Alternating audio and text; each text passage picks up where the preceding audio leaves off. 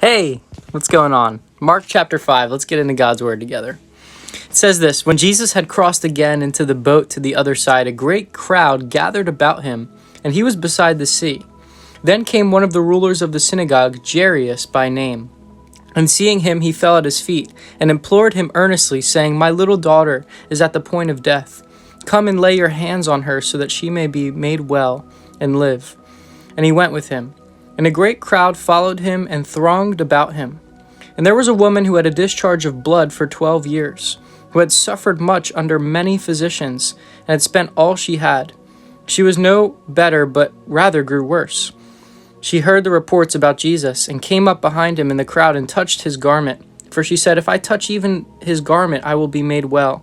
And immediately the flow of blood dried up, and she felt in her body that she was healed of her disease. And Jesus, perceiving in himself that power had gone out from him, immediately turned to the crowd and said, "Who touched my garments?" And the disciples said to him, "You see the crowd pressing around you, and yet you say, 'Who's touching me?'" And he looked around to see who had done it, but the woman, knowing what happened to her, came in fear and trembling, and fell down before him and told him the whole truth. And he said to her, "Daughter, your faith has made you well. Go in peace and be healed of your disease."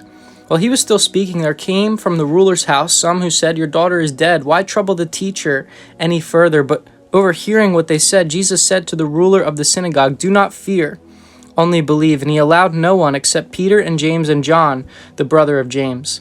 They came to the house of the ruler of the synagogue, and Jesus saw a commotion, people weeping and wailing loudly. And when he had entered, he said to them, "Why are you making a commotion and weeping? The child is not dead, but sleeping." And they laughed at him, and he put them all outside and took the child's father and mother and those who were with him into the house where the little child was.